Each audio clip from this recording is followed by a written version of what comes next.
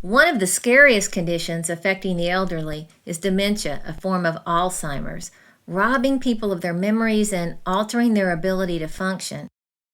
Many of these people end up in assisted living, memory care, or nursing home facility. Those who live with relatives still experience the frustration and isolation of living with this disease. Society is now bringing this condition more and more into the public eye. I'm thinking of the book by Lisa Genova, which was adapted into the movie Still Alice.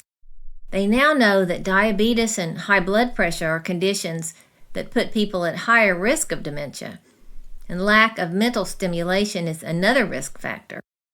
Science Daily referenced an article from the journal Neurology that found certain activities in midlife may be tied to a lower risk of dementia. These activities included reading, playing instruments, gardening, going to church, walking for at least 4 hours per week, and basically staying active. Bottom line, there are things you can do to lower your risk, but dementia is a scary disease and it still lacks a cure. In the past few years, however, a new program has encouraging news about a very cool behavioral intervention. Older people have trouble accessing short-term memory. They may not remember what they had for lunch, but they can remember their high school prom. Memories are created when emotion is linked to an event. Otherwise, you may have a hard time retrieving a boring memory.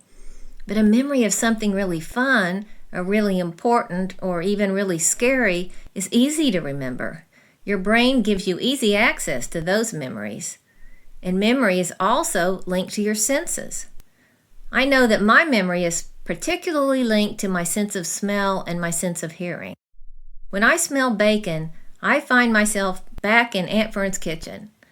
The smell of Old Spice cologne makes me think of my dad. And I'm sure you have lots of connections to smells that instantly take you back to another place in time. This goes for hearing too, and I experience this several times a week when I'm driving around town. A song from the 60s comes on the radio, and I'm instantly back in my friend's bedroom listening to a record. For the younger listeners, by the way, records are round discs you put on a thing called a record player. Hearing certain songs takes me back to high school, grade school, being with friends, happy times, sad times, you name it. The strange thing about it, it not only takes me back to the event, it takes me back to the emotions I had at the event. I remember the same feelings I had then. I re-experience these. Happy, sad, you name it, I'm there. Now, why does that matter? Here's the cool part, and you're going to thank me for letting you in on this. A couple of years ago, I found out about a program called Alive Inside. They use music to help people with dementia who've lost interest in life and suffer from depression. They take people's favorite music from long ago and make a playlist on a smartphone. The results are amazing. Using earphones, these people are transported back to the days of their youth. They instantly re-experience happier times. People sit up, their expression changes, and their entire countenance improves. They're coming back to life. That's why the program is called Alive Inside. And since hearing is one of the last senses to shut down when you die, it doesn't matter how old you are. As long as you can hear the music, you're in. You can see this transformation for yourself by watching the movie. It actually won the Audience Award at the 2014 Sundance Film Festival. So go to aliveinside.us